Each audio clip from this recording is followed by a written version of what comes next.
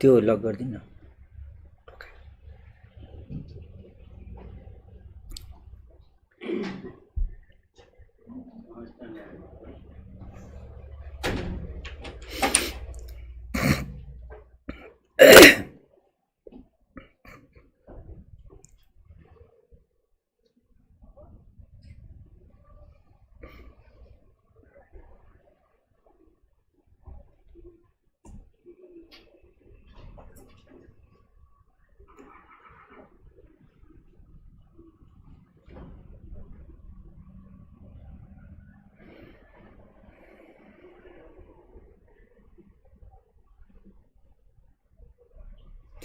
नमस्कार। कोभिड-19 को अपडेट लिएर स्वास्थ्य तथा जनसङ्ख्या मन्त्रालयको तर्फबाट उपस्थित छु। आज जेठ 16 गते मसँग सागर सुवेदी हुनुहुन्छ, जसले साङ्केतिक भाषामा मलाई सहयोग गरिराख्नु भएको छ यो प्रसारणमा। पहिलो अपडेट मैले प्रयोगशालाको परीक्षणबाट गराउन चाहन्छु। हालसम्म पीसीआर विधिबाट गरिएका परीक्षणहरूको सङ्ख्या 64,154 पुगेको छ। त्यसैगरी आरडीटी विधिबाट गरिएका परीक्षणहरूको जम्मा सङ्ख्या हालसम्म 1,05,478 पुगेको छ, जसमध्ये गत 24 घण्टामा पीसीआर विधिबाट 3,238 वटा नमुना परीक्षण भएका छन्। त्यसैगरी आरडीटी विधिबाट 3,444 वटा नमुना परीक्षण भएका छन्। प्रादेशिक विवरण दिन चाहन्छु।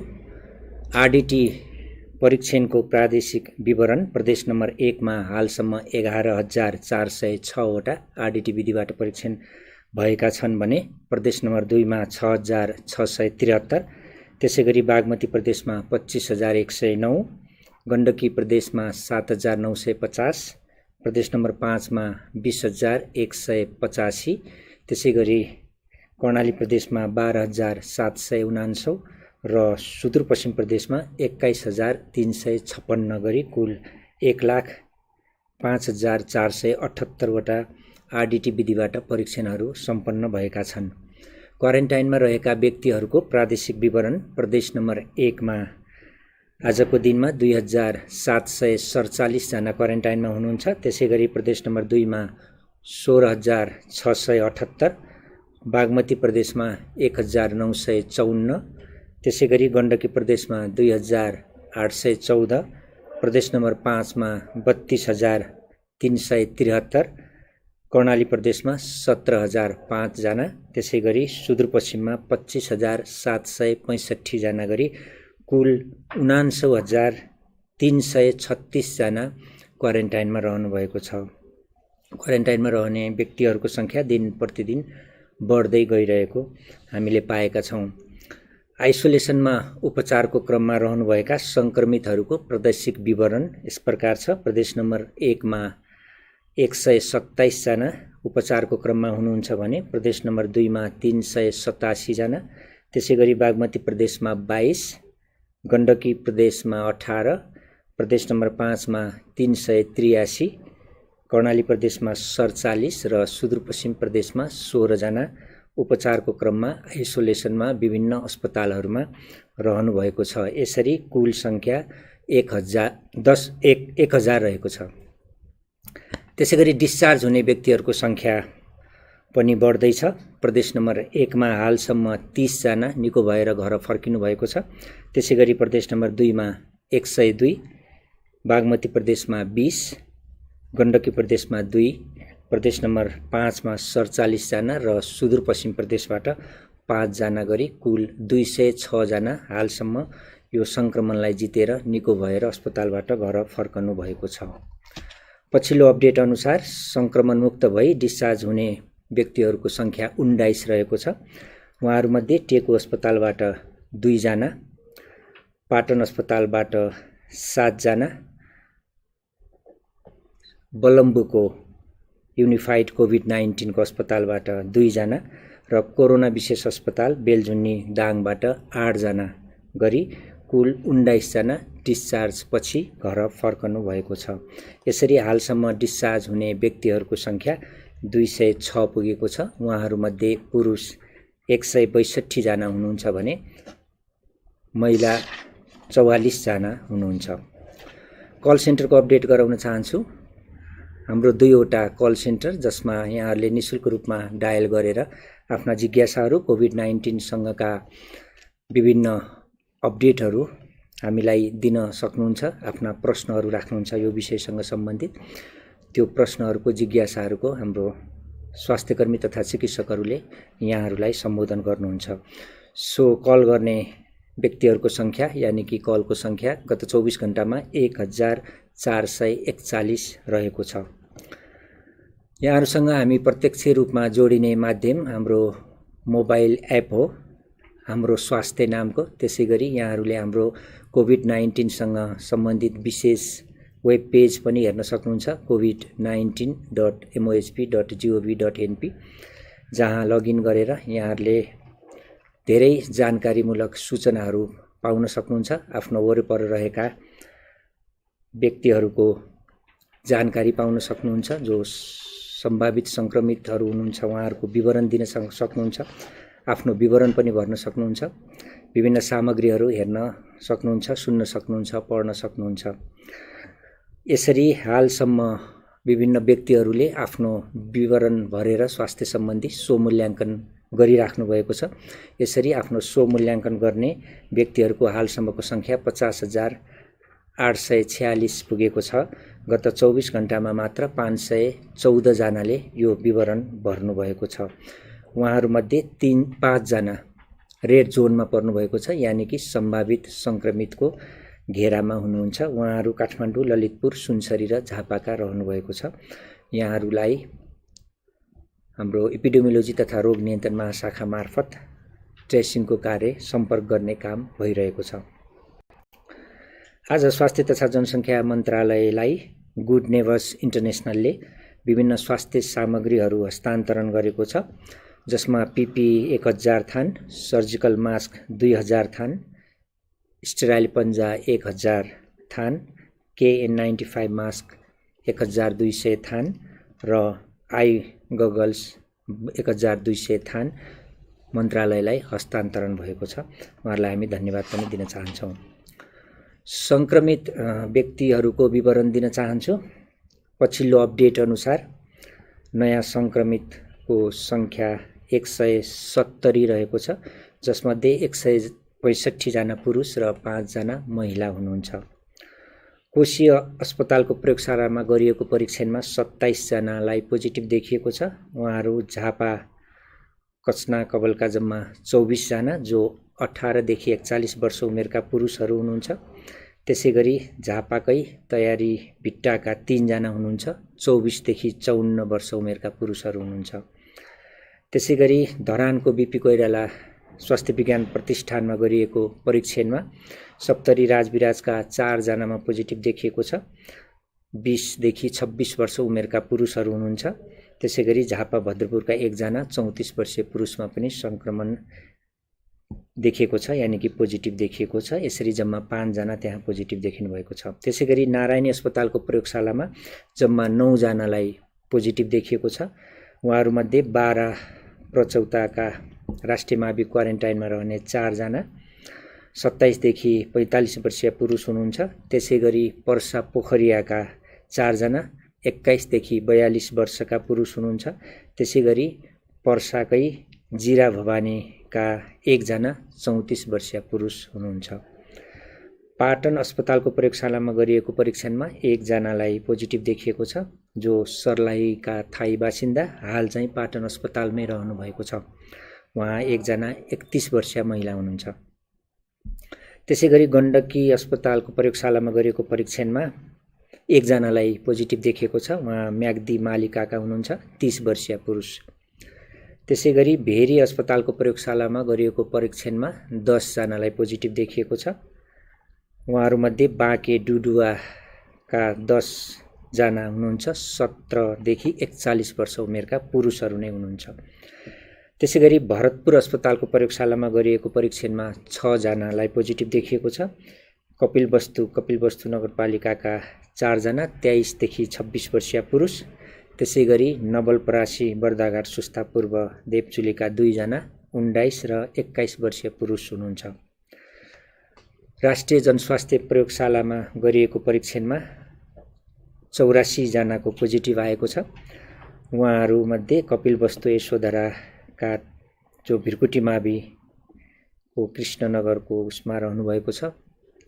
उहाँहरू 23 जना हुनुहुन्छ जो 7 वर्षीय बालकदेखि 52 वर्षीयसम्मका हुनुहुन्छ, पुरुषहरू हुनुहुन्छ उहाँहरू। त्यसैगरी रौतहट राजपुर फर्दावाका जनता मावि डुमरियामा रहेको क्वारेन्टाइनका 56 जना जो 2 जना बालिका सहित 54 जना पुरुषहरू हुनुहुन्छ।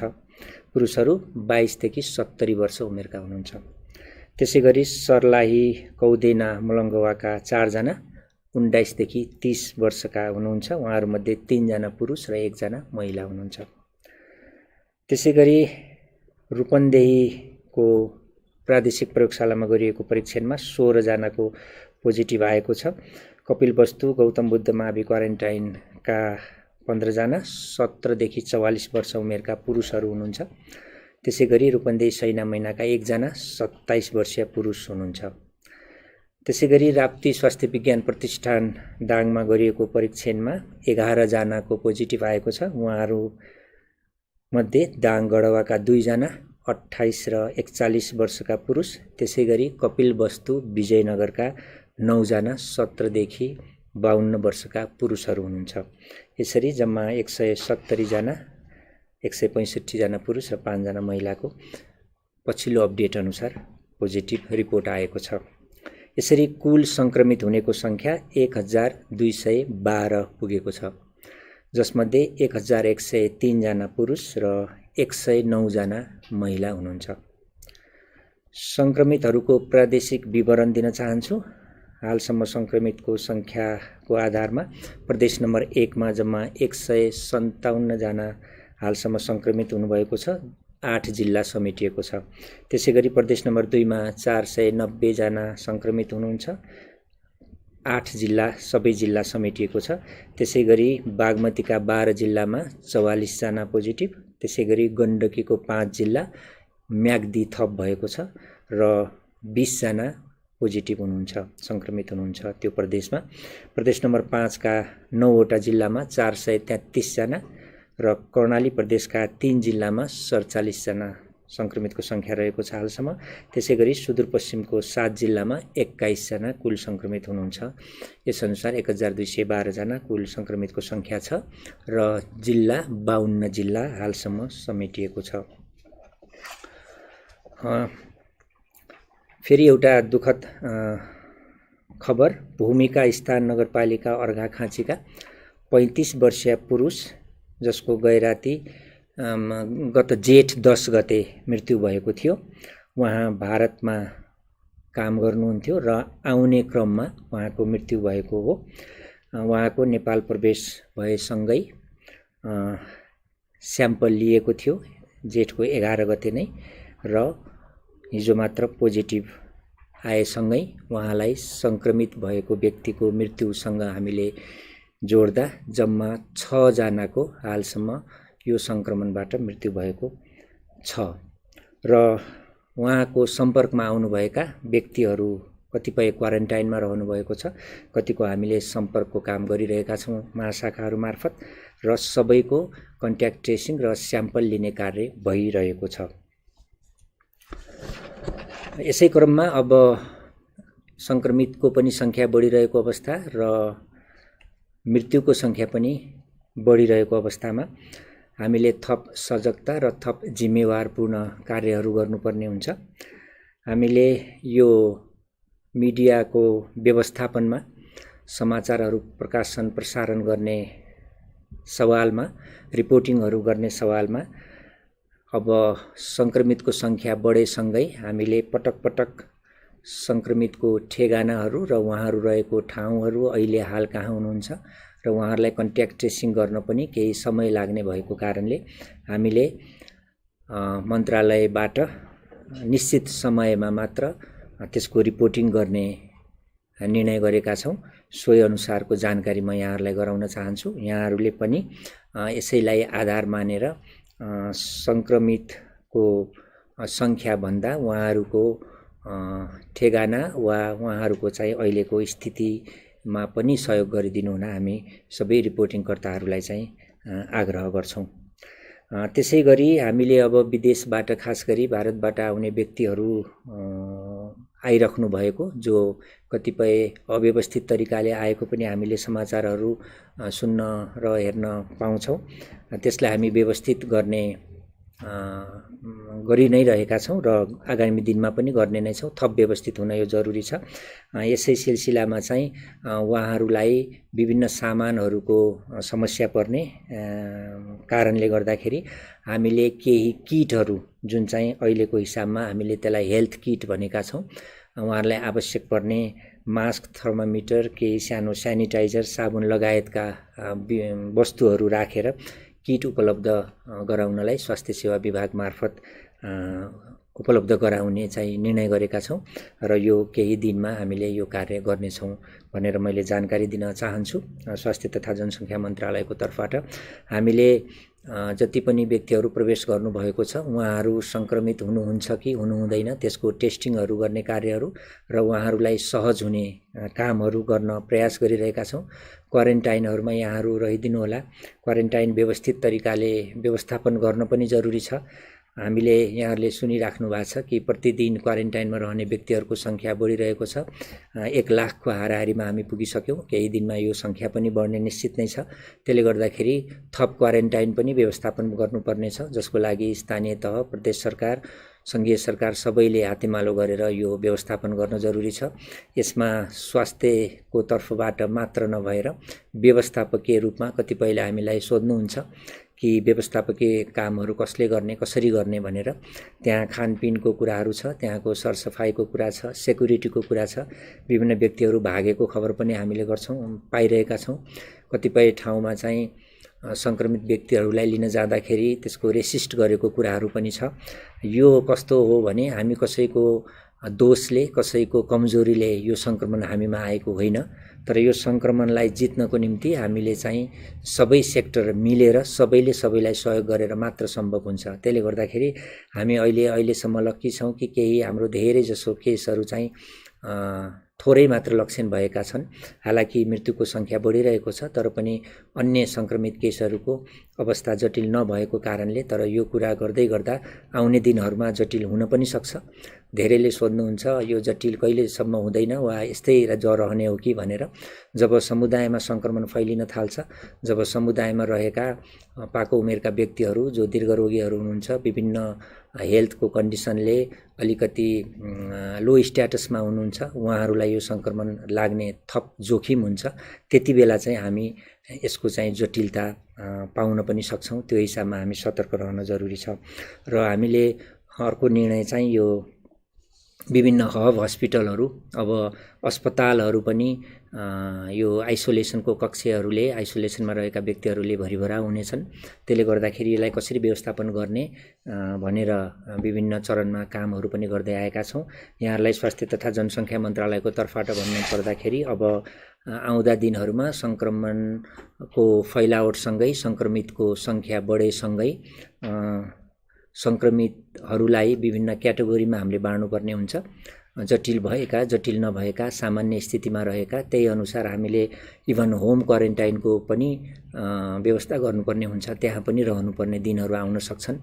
त्यसले गर्दाखेरि सबैले त्यही हिसाबले चाहिँ आफूलाई तयार गर्नु पनि पर्छ। त्यसले गर्दाखेरि यो समुदायमा जुन स्वास्थ्य टोलीहरू र अन्य सुरक्षाकर्मी र सबै जो सहयोग गर्न आउनुहुन्छ उहाँहरूलाई एकदमै धेरै सहयोग गरिदिनु होला भनेर भन्न चाहन्छु। किन भन्दाखेरि यहाँहरूको सङ्क्रमणको जोखिम कम गर्नलाई यहाँहरूको उपचार हाम्रो मन्त्रालयबाट हुनको निम्ति हामीलाई त्यो सहयोगको चाहिँ जरुरी पर्दछ। हामीले बुझ्छौँ कि यो परिस्थितिमा धेरै टेस्टहरू गर्नुपर्ने छ, धेरै टेस्टहरू बढाउनु पर्ने छ। अब व्यक्तिहरू जो प्रवेश गरिराख्नु भएको छ त्यो सङ्ख्या र हामीले गर्ने टेस्टको सङ्ख्यामा तालमेल मिलाउनु पर्नेछ। धेरै व्यक्तिहरू आउँदाखेरि क्वारेन्टाइनमा अलि धेरै दिन रहनुपर्ने पनि हुनसक्छ। त्यसले गर्दाखेरि हामीले गरिरहेको प्रयासलाई यहाँहरूले बुझिदिनु होला भन्दै सबैको टेस्टहरू हाम्रो मापदण्ड अनुसार हुने नै छ भन्ने मन्त्रालयको तर्फबाट विश्वास चाहिँ मैले दिलाउन चाहन्छु। यति भन्दै यहाँहरू सबै स्वस्थ रहनुहोस्। आफ्नो आनी बानीमा, हात धुने बानीमा, सेनिटाइजर युजको बारेमा, मास्क लगाउने कुरा र सामाजिक तथा भौतिक दूरी कायम गर्ने कुरामा कुनै पनि लापरवाही नगरिदिनु हुन र यो सङ्क्रमणको फैलावटलाई सकेसम्म हामीले कम गरेर थोरैभन्दा थोरै सङ्क्रमितको सङ्ख्यामा देशलाई सीमित गर्न सबैको योगदान रहनेछ भन्ने विश्वास व्यक्त गर्दै आजको म अपडेट यहीँ अन्त्य गर्छु। नमस्कार।